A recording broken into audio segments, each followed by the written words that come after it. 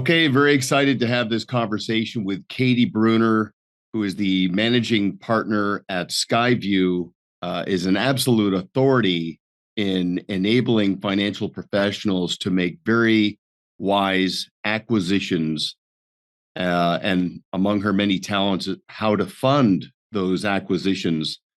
Katie, I've known you forever, and you're a legend in the industry, so well respected. I mean that. You're really pouring it on thick this morning, Duncan, but I'll take it. I like it. Excellent.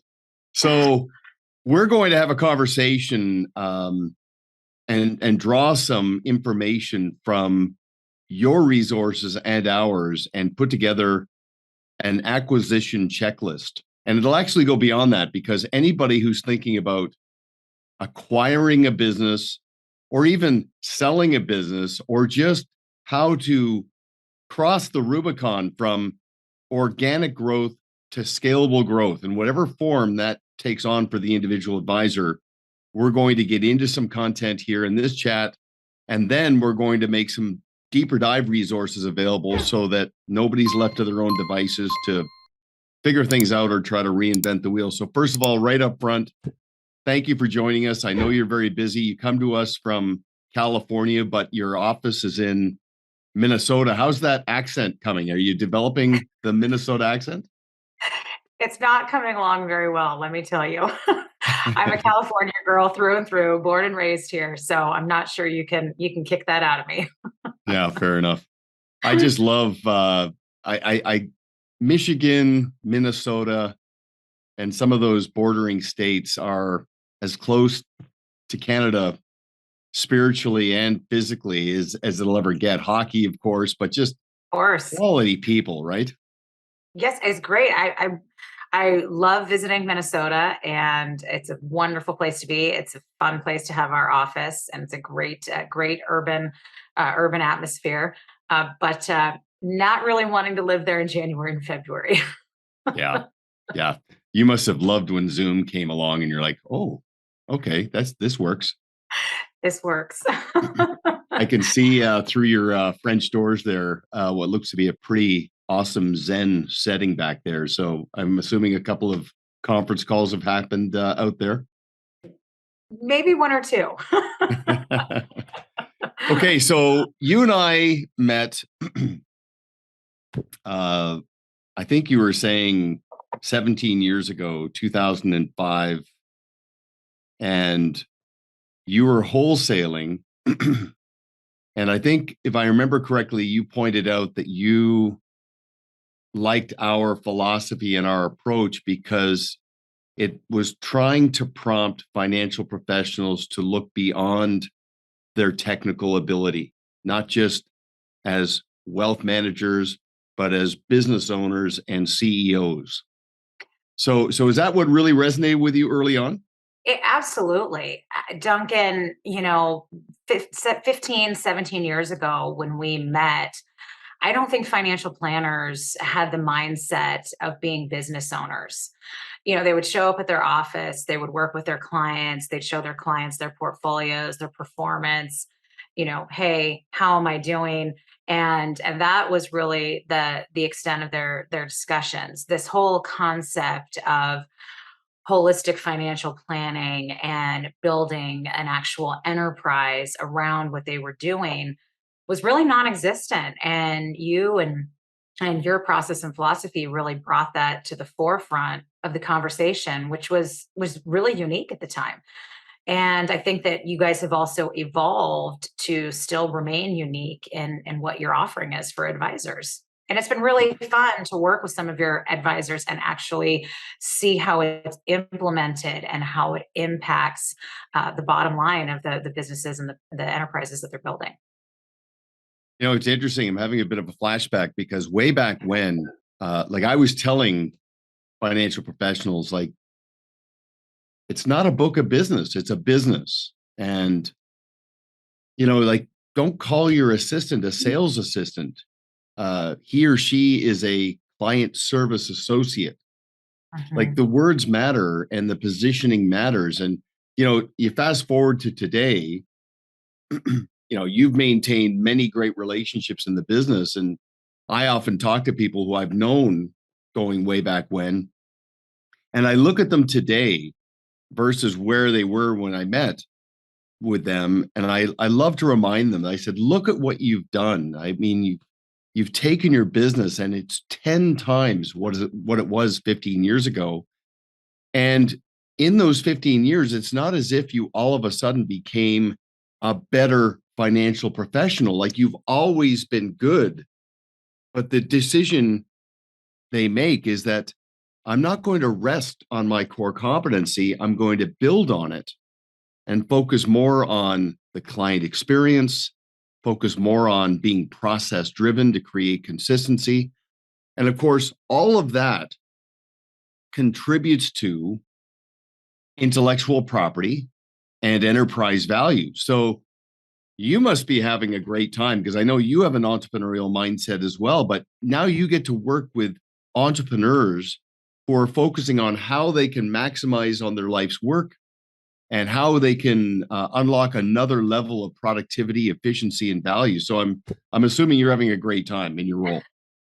I'm having a great time. It's been really fun to step away from some more of the transactional work that I was doing before, and really doing work now where you're creating relationships and deeper relationships with these advisors, and really offering them expertise and insight that's life changing for them as they build these enterprises.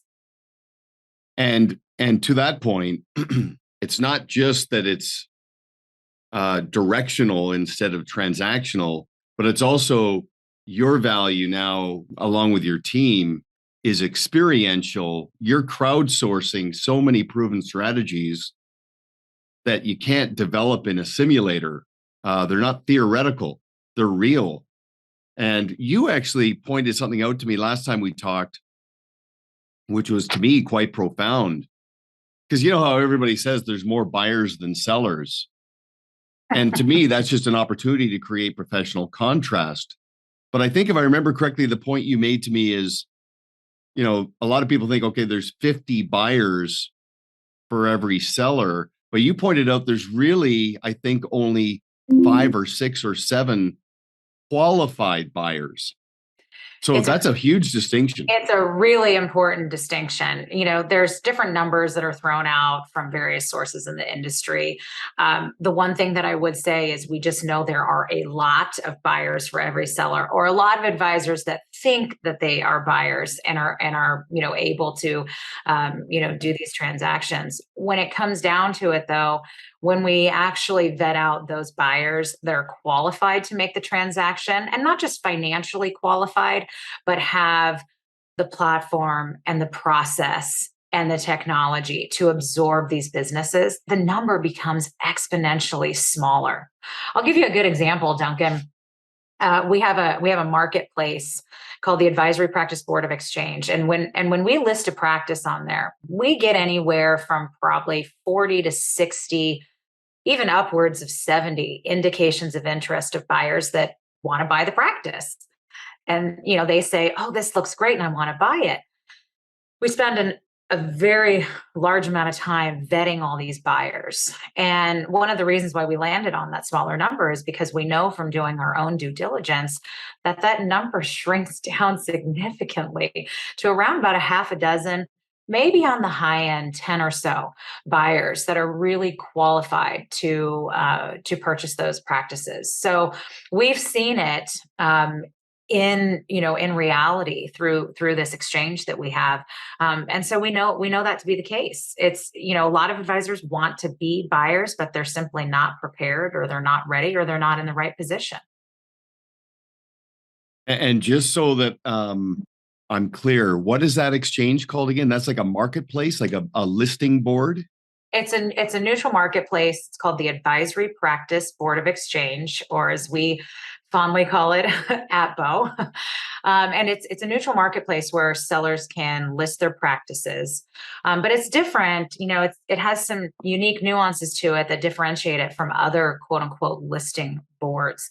Every seller on the website is represented by an M&A consultants. There's representation there.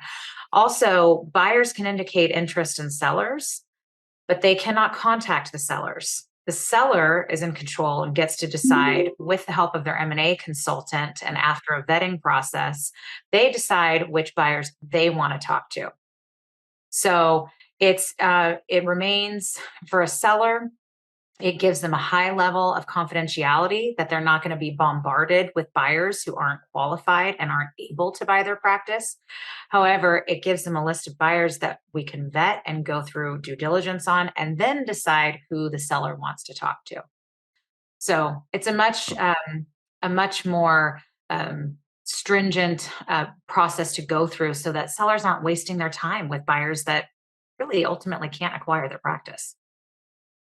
Okay, so let's drill down into that. So you made a very powerful statement, and if I heard it correctly, so it's not just someone's financial ability to acquire a business. That qualification goes deeper than that, in your view. Did I hear that properly? Oh, absolutely. There's several, financial factors and non-financial factors that go into it. And, some of them can be very simple. Maybe the match isn't there because there are certain, custodial requirements or broker-dealer requirements. Those are just kind of the check the box things. Right. But beyond the financial factors, there's other things that we look for, or that any M&A consultant would look for, as far as what would be a good buyer or a good match for a seller. I'll give you a couple examples. Things, things, for example, such as platform, process, technology. Does the buyer have the capability to absorb this practice and their clients and potentially their staff? Mhm.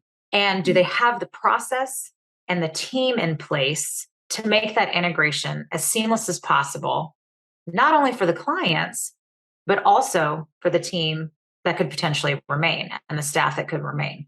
What does that transition look like? What does that integration look like? And typically buyers, and you can relate to this is what you guys do all day long. And it's really exciting to work with folks that you work with, because they already have those processes in place. And it makes those integrations and those mergers and acquisitions so much easier. Okay, so I want to drill down into that further in terms of demystifying for somebody what they have to consider beyond just their financial ability, in the spirit that good decisions stem from strong, enlightened, informed positions. So it's all about preparation, Yes. doing what's right for the advisor, doing what's right for the clients, and just minimizing the hassle factor and the unpleasant surprises on the other end. So, but I want to jump back to something while I'm thinking about it. As we sort of head into Q4 here, the noise, the disruptions, volatility, uncertainty, apprehension, is that prompting people who are sort of thinking, maybe I'm 3 to 5 years out from selling? Is that speeding them up? Is it adding urgency to the desire to maybe have this liquidity event as a seller? I think that's typically what we see. Typically, advisors that might be 3 to 5 years out, when we go through periods of volatility in the market, or we go through, events such as COVID, for example. Typically, that can accelerate some advisors' timelines to come to market and say, well, I thought I was going to maybe work another 3 to 5 years, but I can't go through this again.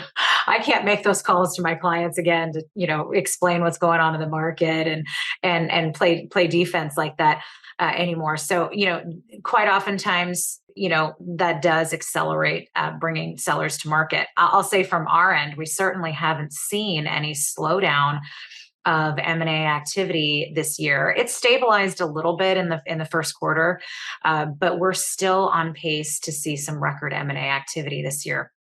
And so that would definitely be some evidence to the fact that sellers are still coming to market and accelerating their timelines. Okay. I mean, that makes sense. Yeah. And I mean, who knows what that looks like in the next 12 to 18 months, right? And of course, cost of capital will be a factor in that as well, I'm Absolutely. sure. Absolutely. But if you have a crystal ball and can tell me, I would love to know. I predict uncertainty. How's that?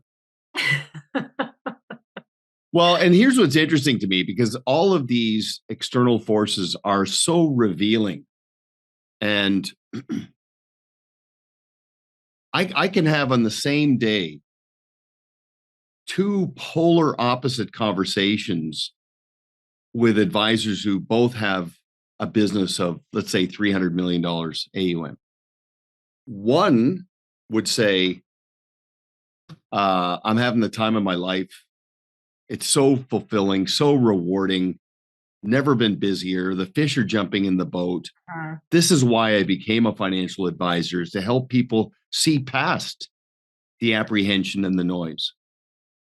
And then on the other side, you can have this conversation with an advisor who's just filled with dread, and they just seem so demoralized and beaten up and uncertain.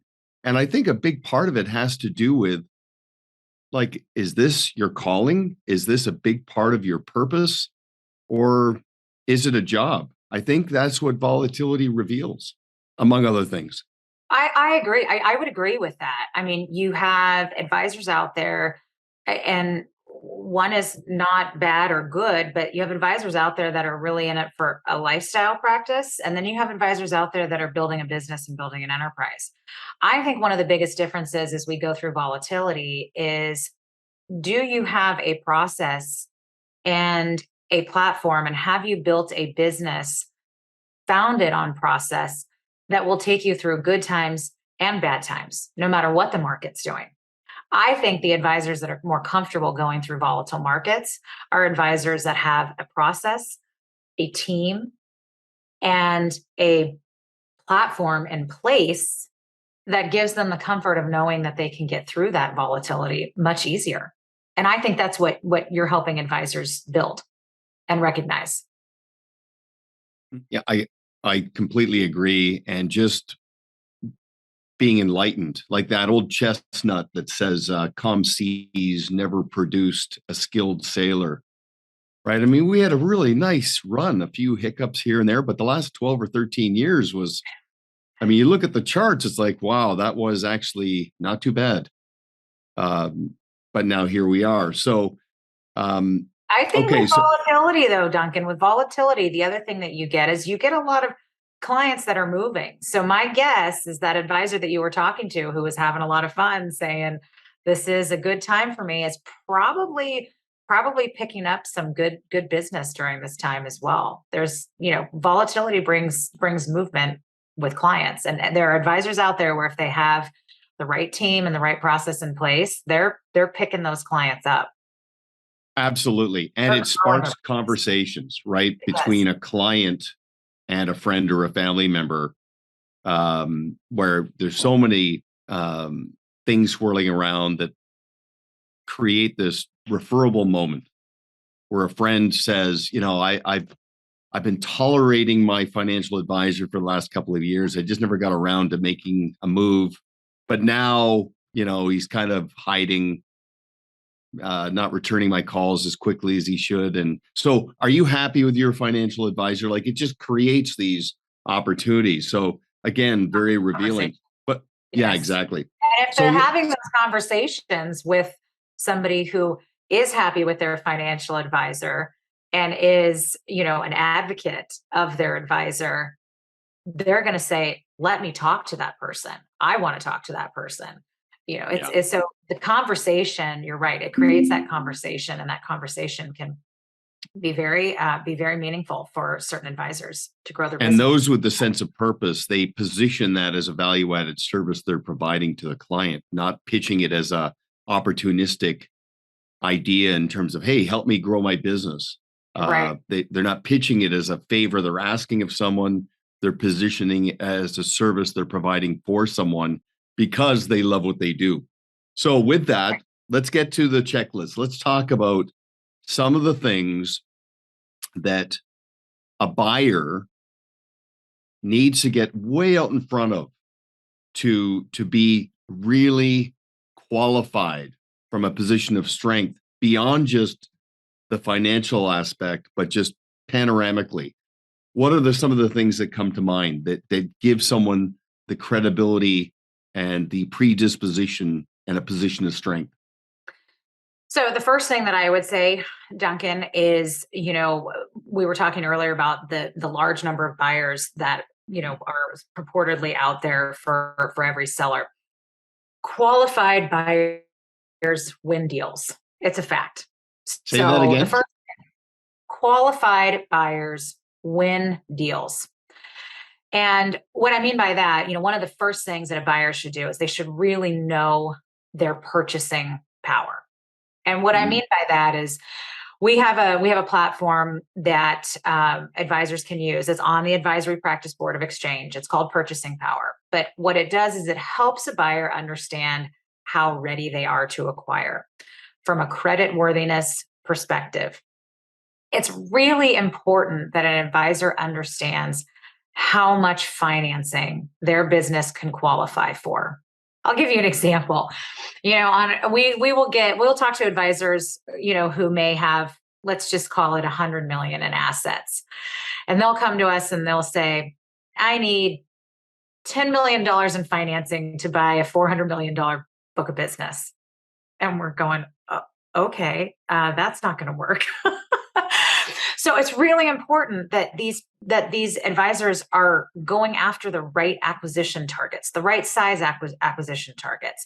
And so if you know your purchasing power and you know how much financing your business can qualify for, then you know what kind of practices are your acquisition targets and which types of practices that you're actually able to successfully acquire. In addition to that, if you go through the purchasing power platform, you'll know what you're not ready for. And we have folks that can, consult with you to help you prepare better. But there are certain things when you look at bank financing that our banks will look at that are really important for advisors to have all their ducks in a row and ready to go when they are looking to qualify for financing to acquire a practice. So first and foremost, I would say understand bank financing and understand how much you can qualify for so that you know your acquisition targets. Yeah, that makes perfect sense. I'm curious, and I'm probably jumping way ahead here, but I'm just curious. Does the bedside manner of the buyer play a role in creating professional contrast? Like, let's just say you're the seller and I'm the buyer, and we're connecting for the first time, and you're comparing and contrasting me. If I show an authentic interest in what matters to you and what you're trying to accomplish, not just in negotiating the financial terms, but working through these parameters. Like we frame it this way, Katie. We say, understand what the seller wants. And generally, they want liberation. They want their legacy to be secured, which means they want their clients to be in good hands. Right. And of course, they want that liquidity event and they want to get that right. But does the bedside manner of focusing on the first two, not just the third, does that add to the attractiveness of the buyer in your view? Absolutely.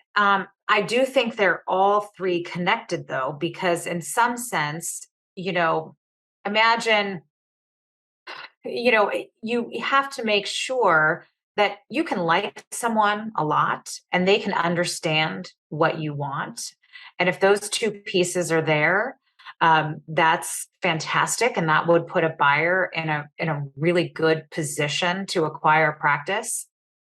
But they also have to have the financial veracity to do it. So they're connected.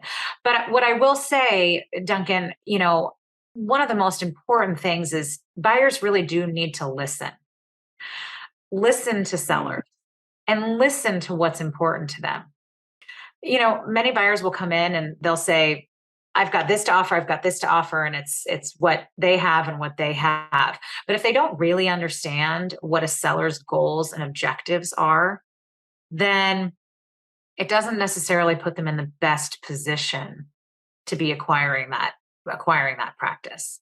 And sometimes, for example, when we work with sellers, a good portion of our job is helping convey and mediate between those two groups and helping the buyer understand what the seller's objectives are, and then coming up with a game plan as to how a buyer can convey how they will help the seller achieve those objectives. But I think listening for a buyer is a very, very key point when it comes to acquiring.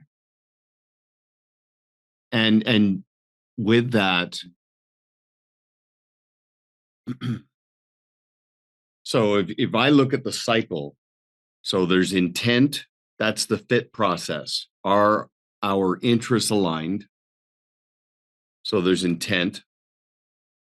Then there's consent. We come to an agreement. And then there's implement. And the predictability of the transaction, but also to your point about process, future pacing for the seller, what it looks like for him or her and his or her team and his or her clients. Once the dust settles and we start to make that move and start to transition, and how built out this is, how well thought out and how well executed it would be. Do you also put an emphasis on that progression, intent, consent, implement? Absolutely. And I would add one more thing actually on the forefront, which just again is because of our background and what we do. And to your point about,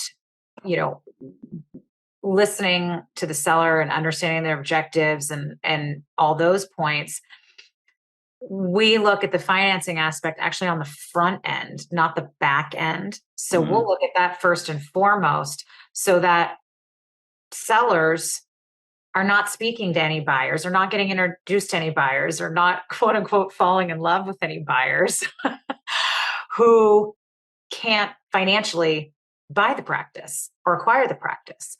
So we take all that stuff and then we say, okay, here are your best candidates. And don't worry, you can pick any one of these, whoever you fall in love with, great, because all of them can do the transaction. But you're absolutely correct in the fact that it is, intent, consent, and implementation. And, it's the implementation is really key as well. Who of these buyers can implement? And that goes back to what I mentioned earlier in the podcast around having the processes and the platform and the people to make that implementation as smooth and seamless as possible for the seller, their clients, and their staff. Yeah, I mean, they're all of significant importance. So as part of your process and your checklist, do you provide some of the questions to be diagnostic up front in the in the intent phase, the fit process, to help people come to their own conclusions so that it's not a sales encounter? It really is a pure alignment of interest. Is that all intellectual property you guys possess? It is, and that is all part of the resources that we have. When we're working with folks, is that we are providing that guidance around those conversations. What do you ask on the first call? What do you ask on the second call? What do you ask on the third call? It really is, the way that we've constructed our buyer pool. We construct such a wide and deep buyer pool, and obviously we're doing a lot of due diligence to weed those people out. But once you get down to the few that are real, viable, qualified candidates, you have to have a process in place of what to ask, when to ask, to really come to the conclusion of the right match. It's a matchmaking process. Well, and there's interesting parallels between the B to C and the B to B. Like Uh-huh. the I've spent 25 plus years with financial professionals making sure that the value is bought, not sold. You're not convincing someone to become a client. They're coming to their own conclusions. So there's an agenda, there's no hidden agenda. It's transparent, it's forthright, and it's a refreshing departure from what they think is going to happen. It's not salesmanship, it's stewardship between a financial professional and a prospective client. And then the expectation set, there'll be a very nice, consistent, clearly laid out client experience.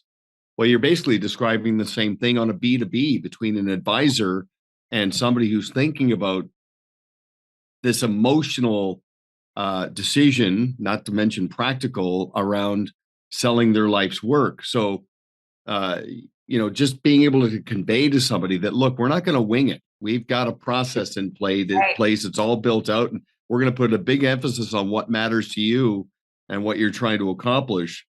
Right. So, so, And so help me. oh, sorry. No, go I was on. gonna say, what's even more important too is that client experience that the buyer brings to the table is better than what the seller currently has. Every seller has, or every financial advisor thinks they have a client experience or a client process in place, right? I mean, you Yeah. probably see this all the time. Some are better than others, but sellers always want, whether they think they have the best process or not, sellers always want their clients and their staff to end up in a better place post transaction than where they were before. Otherwise, how do they retain their clients and how do they transition their clients? So, a buyer that has a really strong. Hey, Katie, I just want to chime in because your point about advisors um, assuming that they have a good client experience, I mean, that's all relative, right? As compared to what? It's interesting. And whether or not the bar is low is secondary. What's a very important distinction there is I remind teams that, look, client service is an intention, and it speaks to how you react to an issue that comes up. It says, okay, I have a professional code of conduct, and it's beyond putting out fires. Like, I have a sense of urgency. I see things through. The team's bought in. We're dependable. We react. That's client service. Client experience is thought out. It's documented. It doesn't reside in someone's head. It's Mhm. scheduled. It's proprietary, and that's the whole always on. Like, always working on your business means you have an on-site fit process, all determined, an onboarding process, an ongoing service model, and an onwards as a goals and needs-based planner.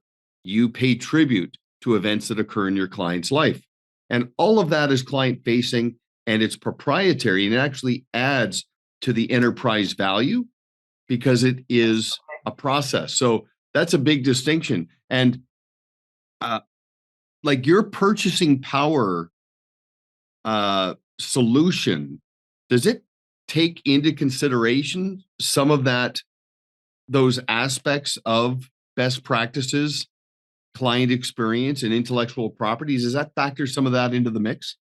So, while it doesn't, because purchasing power is focused on the financial capabilities of an Ah, advisor, I will say that from an M&A standpoint on the investment banking side for Skyview, it's a huge focus when we are doing our buyer diligence and finding qualified best fit buyers for our sellers. A lot of our sellers, Duncan, that we talk to, we ask them about their client service model. And Well, we don't really have one. Okay, do you segment your clients? How often do you see them? Well, whenever they call or they want to, or they pop into the office. We certainly have, that's not all of our sellers, so I don't want to say that, but it's quite a large number of the potential, clients that we talk to. And one of the things though, when a seller is looking to exit the business or create their succession plan, is that they always want to find a buyer who's going to provide a higher level of client service, a better client experience than what they're currently providing them.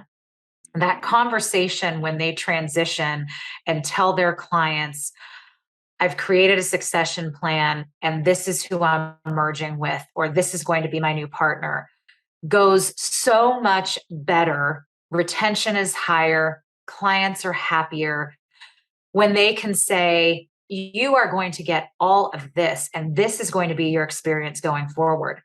And this is the client experience you're going to have. Clients get really excited about that. It takes a lot of fear away from that, transition of their advisor eventually sunsetting out and being part of this new firm. It takes so much fear away for clients to be able to see and experience a higher level of service and interaction with the firm. It's really key. It's something that is really important for us when we look for buyers is, do you have that client experience in place, and do you have a process, and do you have it written down? Do you are you sticking to that process? It's really important. It's another very important characteristic that can set a buyer apart from the rest of the pool. And to your point, very rejuvenational. And it's not like you're acknowledging that it's been flawed up until now. Correct.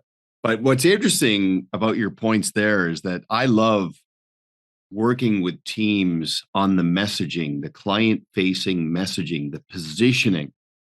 It's not pitching, it's positioning. Positioning. And what's powerful about what you were saying is sitting down with a client and saying, we're lifelong planners. And we've noticed, obviously, over the last couple of years, especially an acceleration where clients are getting out in front of their own continuity and succession and family investment legacy issues and all of those dynastic elements. And our view is, in order for us to be relevant to our clients' issues, we have to address our own in real time. And so what we've done after a significant exhaustive period of due diligence, we've actually identified an opportunity where we can elevate the client experience by transitioning and joining forces with this other entity. And we're so excited about this because we're getting out in front of your evolving needs. Like, the point is, it's all client centered. It's not a transaction. It's not like it can be interpreted like, I'm selling my business, you're an asset, thank you very much, I get to monetize. It's I care about what I do, and I'm really caring about my clients. And actually, one thing I wanted to ask you on that: when the dust settles in a transaction, do you see that there are some sellers that build into this, that they want to be retained as a consultant or stay for a period of time? Is that emerging as well? Absolutely. I would say that it has emerged. That is one of the most common transaction types we're seeing and working with today. And I'll give you a good example. You know, there are advisors that are in their mid 50s who aren't quite ready to turn off the lights and close the door, but they want to experience a liquidity event, take some chips off the table, diversify their own portfolio, but they still want to work with the firm and they want to do the things that they like.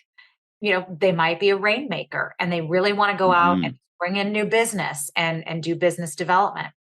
And they might have some other type of consulting skill around 401k or real estate or whatever that might be. But they don't want to be done working. And so it becomes even more important for a buyer in that situation to come in with a process and an experience that the seller can get on board with and is excited to integrate with and sees the possibility not only for their clients and their staff, but for themselves to remain with the practice. We're seeing that all the time now. And fortunately, we have financing structures and capital vehicles in place that can support that and allow advisors to do that, that they now have the optionality to do that, which has been fairly, of recent for them to do that. It's fascinating on that. When I do a gap analysis and strategic planning with somebody who's trying to get clear on what the next 5 years looks like and how to engineer nirvana for themselves, there have been times where I've said to them to get their attention and to jar them, I've said, you should get out of the wealth management business. And they're like, What? what are you talking about? I said, and I'd say to them, I say, you manage money, you manage a business, and you manage people. And it sounds to me, based on this conversation, what you really like doing is working with people. So why don't you, in the spirit of outsourcing, outsource the business management, outsource the asset management? Because, honestly, you don't have scale and you don't even really like it. And liberate yourself to do what you love to do. So to your point about the sell and stay, and for the buyer, the continuity of that transition, and we've had many that have framed it where, as part of the position to clients, they're saying, like the selling advisor says, I'm being retained as a consultant and I'm becoming a client of this new entity myself, because I'm so thrilled at how seriously they take this. And so it just creates this concept of belonging. And there's a force multiplier in that, where now the buyer's got this great asset. And of course, all those terms get defined. But I wanted to come back to this. So SkyView, in a nutshell, you don't just source out the capital. So you are efficiently, or effectively rather, that matchmaker. You match the funding with the buyer to give them that position of strength and that credibility and qualification to go out and buy. That's part of what you do, but it goes so much deeper than that, correct? Yes, correct. I mean, we do have, SkyView financing, and that is our core business. But we do also, on a separate side, on SkyView Investment Banking, offer M&A services as well. So full sell side representation, where we are representing sellers, advocating for sellers in that process through the investment banking process. So we do have both sides of the shop. Exactly. Okay, so if I'm thinking about the next 12, 18, 36 months, and I want to start kicking the tires of SkyView, is purchasing power my first step to pop the hood and understand what it looks like to work with you? Correct. I mean, that could be the first step. If a buyer's out there and really just wants to know, again, how capable and ready they are to make a potential acquisition, purchasing power is a great place to start. If a buyer is out there and they actually have a deal in place, and they have they have a seller that they're working with, that maybe they've either had conversations with, or they've even gone as far to sign a letter of intent with, then the best way to engage with SkyView is to simply pre-approve on our website and get that pre-approval and start working with someone from our team who can help them look at deal structure and the bank financing and how all those pieces tie together, and how much financing they could qualify for, and how they may or may not need to structure the deal in order to successfully achieve that bank financing. And what I'll offer as a bookend to that is our practice management index, which is a self-guided assessment of where someone stands and where someone's gaps are, whether you're a buyer or a seller, if you're looking to become franchise ready and scale your business. I think between purchasing power at SkyView and the practice management index with us, and by the way, the PMI, the practice management index, is about a 2-hour investment of effort. It's an exercise that forces you to get everything out of your head. And the best part is the depth of the reporting, which is staggering. And you'll get a number, you'll get a reading on where you stand, and more importantly, gaps that you need to address over a specific window of time. So I'll include that. So if somebody wants to get to know SkyView and purchasing power and go deeper into the SkyView experience, again, to strengthen your position, we'll include the practice management index. And whether you're a buyer or a seller or striving to become franchise ready or to scale your business by attracting other advisors to draft in behind your process, you'll come at it from a position of strength. So that's the call to action for everybody. Yep. And Katie, I mean, just always a pleasure having interactions with you. You take this so seriously. You're a serious student of personal and professional development. And I'm looking forward to crossing paths with you guys, hopefully sooner than later. But I really appreciate your time. Thank you again, Duncan, for having me today. It's been a pleasure talking with you as always. And I will just say, you know, we've had the experience of working with some of the clients who've implemented your processes and procedures, and they are top-notch advisors building a true enterprise. And so hats off to you and your team for what you're doing as well. Well, and likewise, the advisors that we know that have had interactions with SkyView have had their expectations dramatically exceeded. I think going in, they thought that, okay, you'll help them secure financing, but you bring out a level of entrepreneurship in these people to make great decisions. And again, it's not just that you are strong in your technical ability, you have a process in place which adds so much predictability to outcomes. So right back at you. I know we're going to do this again. What I'd like to do in the Yes. future, Katie, is I'd like to have a conversation around a case study Yes. around start to finish, what it looked like. And the ones I like the most about these case studies are the ones that go into it fixated on one acquisition. And when the dust clears, they realize, okay, that exercise is now a proof of concept and an intellectual property in and of itself. I can now go and do it again. I want to have that conversation sooner than later, okay? I think that would be great. That sounds like a great follow-up, and happy to do it. Thanks for having me today. Likewise, thank you for being here, and we'll talk to you real soon. All right, thanks. Bye.